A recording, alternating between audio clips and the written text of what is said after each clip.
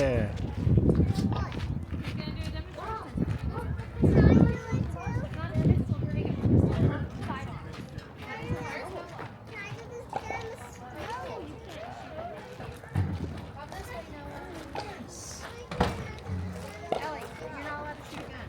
He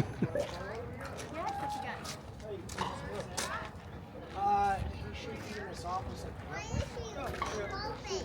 Because he doesn't know if he was going in right now while they're going to do the demonstration. If not, he's just stuck in here.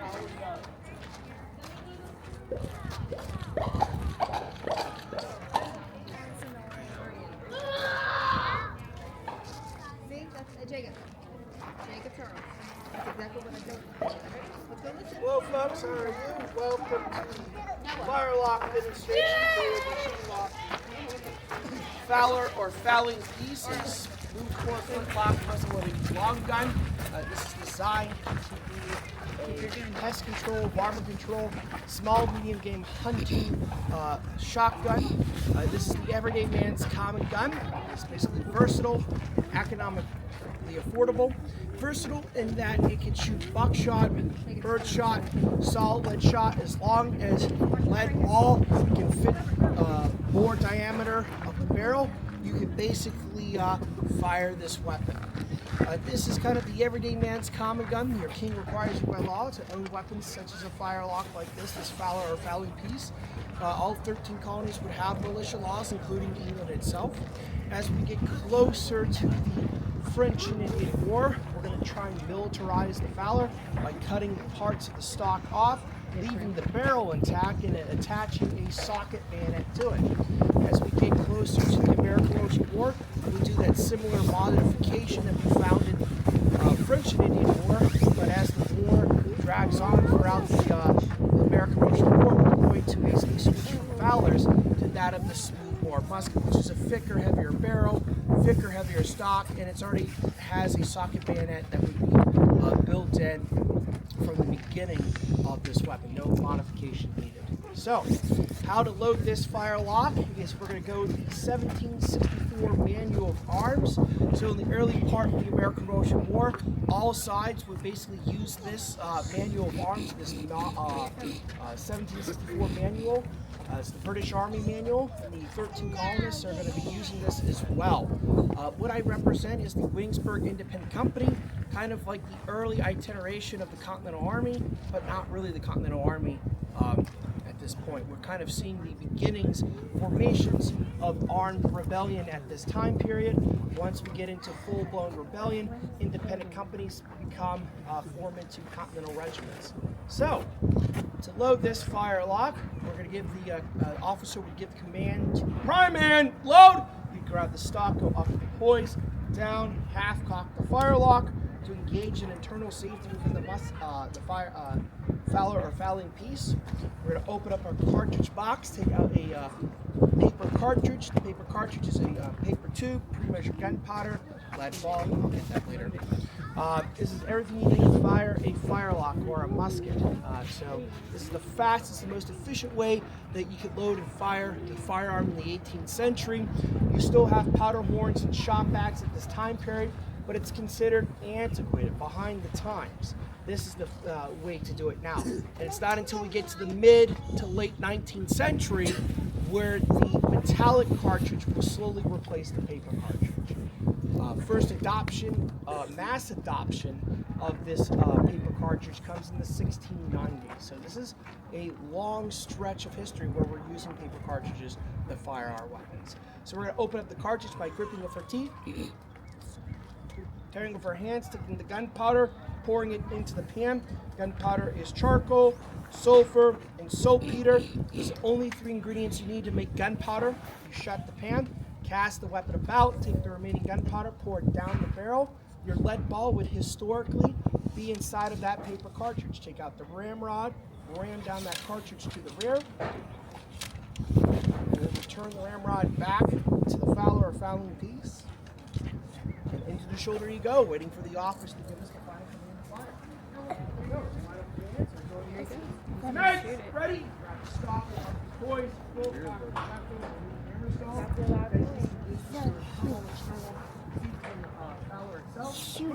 set. Over your ears, Al. Fire. Misfire. So, misfire, and this happens, is when the flint hits the steel, it does not create sparks to ignite the gunpowder. So your flint right here is your chief ignition weapon. And it's either going to work or we're going to have this. So what we're going to do is we're going to try and re-prime the pan. We're going to clean up the flint and the steel battery a little bit more. And we're going to try and see if we can make this gun go boom. Otherwise, I'll have my colleague come out with a Y tool and an extra flint, and we'll have to change out the flint. So the flint is the Achilles heel of this weapon as well. So, full cock the weapon, 3, set, fire. Oh. That is how we fire. So, thank you so much for coming out. Very loud. Yeah. Please ask me. Otherwise, we're here to take care of you. Yes. I just need to You guys see the video? This. That's what you put out to this.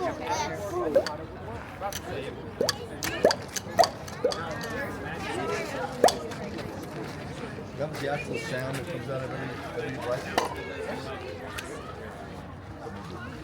And then every time you get a shot, you then got to clean it, put another ball in. Yeah, and reload it entirely, yes. Or you can shot at it, you gotta reload it. You have to understand what's coming prior to the revolution is your match lock, that burning slow rope of match. We have flintlocks now, and then after that will be the concussion cap. Then you'll get the bolt action. This is lever action, so rolling locks. He put earplugs in, but we don't know.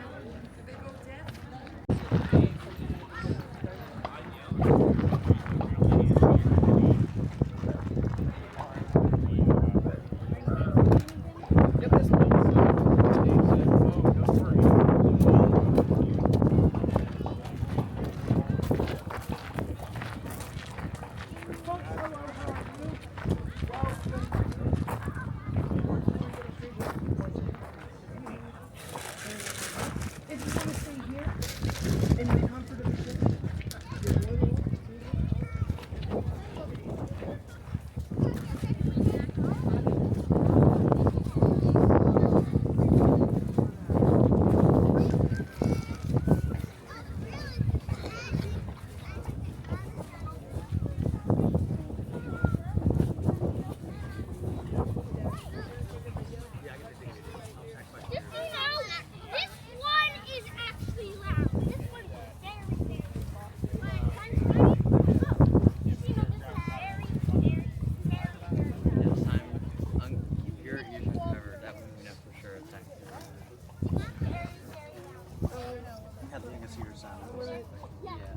Put my coat up and then...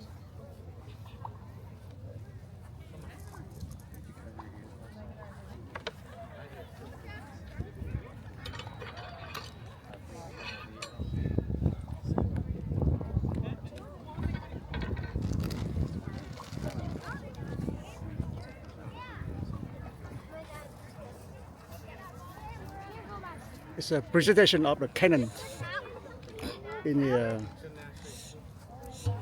Revolution War.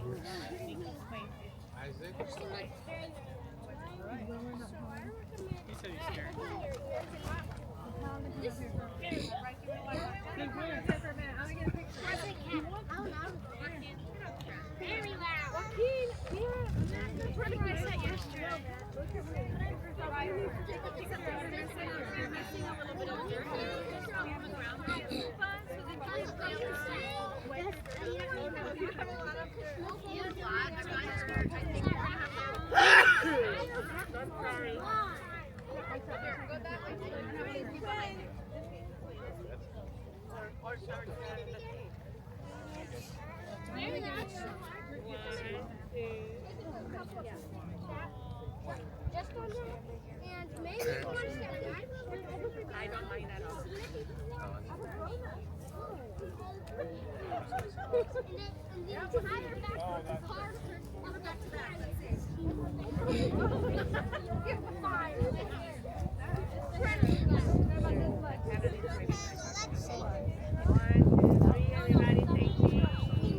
Don't touch the rope. Nobody touch the rope. You don't want to. Incredibly nice. Incredibly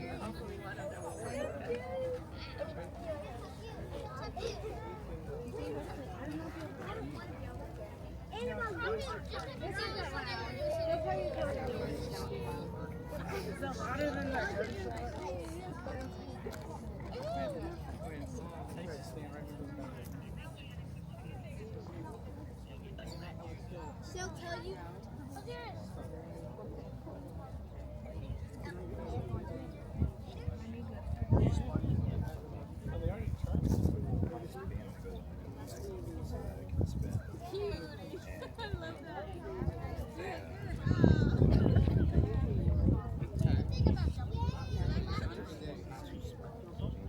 Can I play with the rope, please? I'd appreciate that. Young sir? That's not me.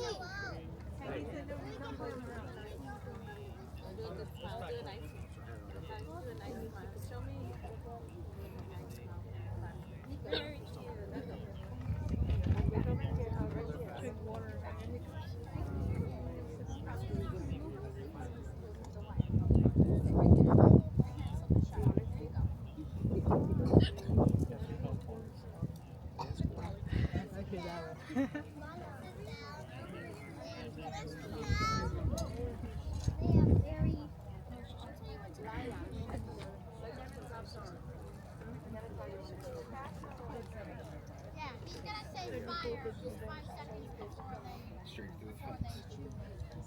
Yeah. 1, 2, 3, 4, 5. Okay, 9 seconds. 1, 2. 1, 2. That was 1, 2. 1, 2. 1, 2.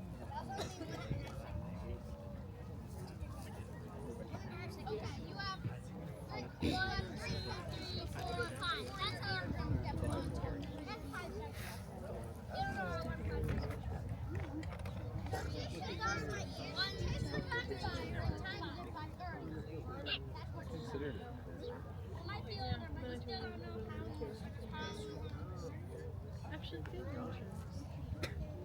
Good one. Depends on what you mean by let's try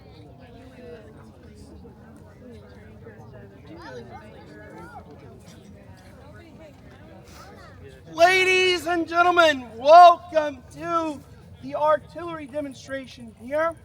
Today we'll be talking about the artillery as Louis XIV would famously inscribe on his cannon barrels, the final argument of kings.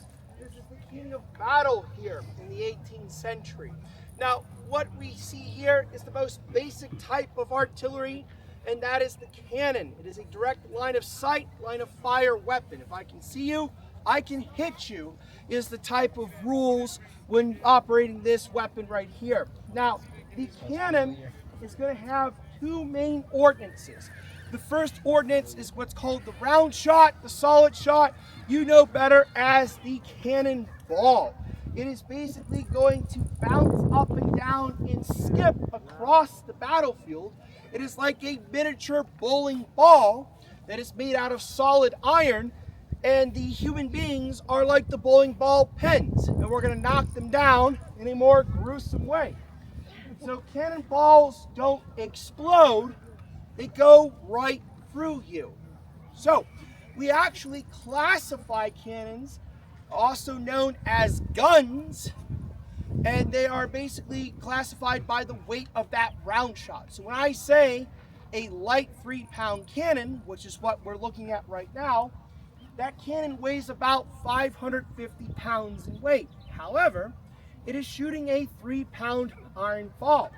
And on the battlefield of the American Revolutionary War, we'll have 3-pounders, 4-pounders, 6-pounders, 9s, and 12s. You will have one 18-pounder at the Battle of Monmouth Courthouse, just one. The vast majority of your big guns, though, that we like to see on television, is going to be your 18, 24, 32-pound cannons and they're going to be put into sieges, like the siege of Yorktown, the siege of Boston, the siege of Charleston. That's where you'll see those big, massive guns, as well as those big, massive mortars and howitzers. What you're not going to see are those big, massive guns at like Brandywine, or at Germantown, or at Guilford Courthouse. You're going to see these tiny light cannons called battalion guns. And a battalion gun is designed to go in line with the infantry. So when the infantry moves forward, this gun is moving forward as well to provide the much needed firepower to break through the enemy lines. So it's a direct fire support, basically a massive firepower of a weapon that's going to basically plow through the enemy formations and help the musketry men break through the ranks. And then we can turn the enemy's flanks at will using these guns. Now, that is what we have for round shot. We'll have what's called case or canister, which is your second ordnance. So your second ordnance is basically as the enemy gets closer, we're going to switch from round shot, solid shot cannonball to what's called case or canister. Case is in a cloth bag, canisters in a tin can filled with iron balls that's going to transform your cannon into a giant shotgun. So clouds of iron going down range, cutting down swaths of men. We also have what's called grape shot. Grape shot is used in naval warfare. It is basically kind of in between a cannonball and that of case or canister. It's bigger than case or canister. It's smaller than cannonballs, but it's used as an anti-personnel weapon on the high seas, firing miniature iron balls that go out to further distance and penetrate more. So if you have sailors hiding behind wooden decks, those iron balls can penetrate those wooden decks and basically hit the men. Now, they realize that grape shot can go out to further distance, so in land warfare, they kind of start using grape shot in the American Revolutionary War. The most famous instance of use of grape shot with this light 3-pounder cannon is at the Battle of Guilford Courthouse. So Nathaniel Greene of the Continental Army has 3 lines of men. The first 2 lines are broken through. Cornwallis is sending in his last final reserve, the Coldstream Guard, the personal guard of King George III that has been sent over here to boost the morale of the British Army. And they meet the 3rd line of Continentals. And Nathaniel Greene orders an assault. And basically a bayonet melee ensues surrounding the entire Coldstream Guard. Now, Cornwallis has been entrusted with this personal guard of King George III, and he can't allow it to be destroyed. So he's going to take a pair of 2 light 3-pounders, and he's going to pack it with basically our basically case canister, but also our I just said it. Yes, grape shot. My goodness, I have Too much wine. That's right. Too much wine. Maybe the sun. Who knows? But our grape shot. And he's going to basically fire volley after volley of grape shot into the Continentals at 150 yards and start closing in at 100 yards and continues to rapid fire 3-4 shots a minute with basically grape shot raking into the Continentals, as well as some of those being hit by those grape shot hitting the Coldstream Guard. It is so effective that basically Nathaniel Greene is forced to order a fighting withdrawal and thus ends the Battle of Guilford Courthouse thanks to just 2 of those light 3-pound cannons. So just think that they're just small does not mean they can't have a big impact on the battlefield. Now quickly, we'll also have different types of mortars and howitzers as well. So a mortar is basically a stubby barrel. It's angled. It's put on a wooden platform. You'll see them in sieges. And if you take a look at that magazine over there, there'll basically be a wall around that magazine. And imagine there's soldiers behind that. With cannons, you got to knock down that wall with those iron cannonballs. But with mortars or howitzers, You could fire explosive shell, a hollowed out cannonball filled with gunpowder. You ignite the fuse, it arcs into the air, fuse goes down, ignites the gunpowder, gunpowder explodes, the outer shell fragments, and those shell fragments then rain down upon the enemy soldiers, knocking down those soldiers without having to knock down those walls. Shrapnel will come later. Shrapnel charges will come after the American Revolutionary War. Now, let us take a look at this gun right here. Would have a cannon crew of 5 to 6 men to operate this gun. We have 2. But in the manuals in the 18th century, you can go down to 2 men. And so today we are going to see a rare glimpse of a cannon crew of 2. Just imagine how we got there. We had matroses that were basically men with muskets that serve as understudies to the gun. So if one of our cannon crew goes down, he drops his musket, he picks up a tool, and he starts operating it. We also have a cannon crew of 5 to 6, so about a total of 12 men. We're down to 2. You can do the imagination of what happened. We still got to keep this gun operational. We're going to go by the parade ground commands. This is how you train soldiers on how to load and fire a cannon at a slow pace. So gunners, attention! As on parade, advance the worm.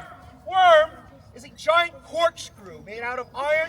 We're going to go into the barrel. We're going to remove any bore obstruction, any debris that has been left over.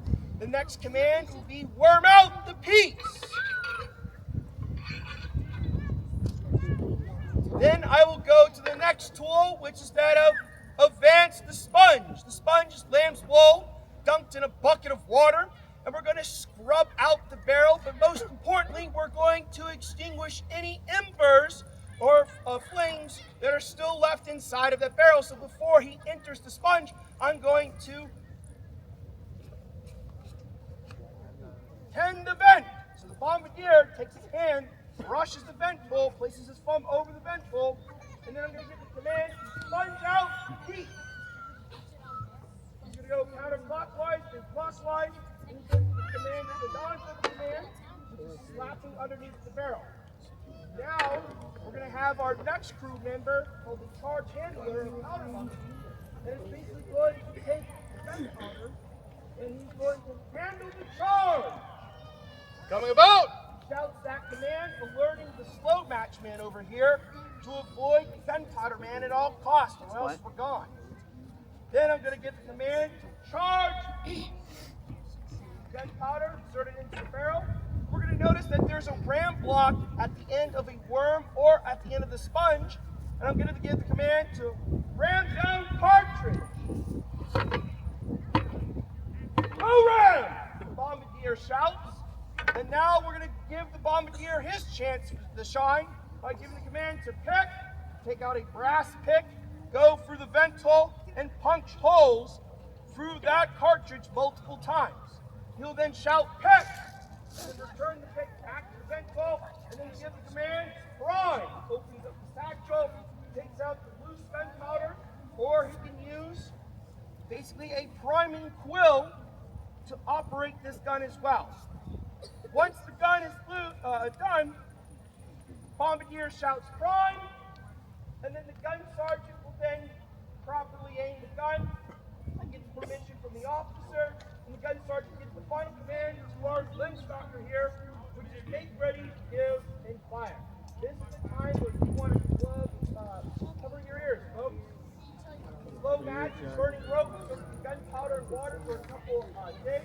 Dries out, burns at a rate of 8 to 12 inches per hour. And we're going to make this gun go boom. So, gunners, okay, ready? Now, plug in. Down, fire! Gun fire! Recover! And ladies and gentlemen, gun went boom.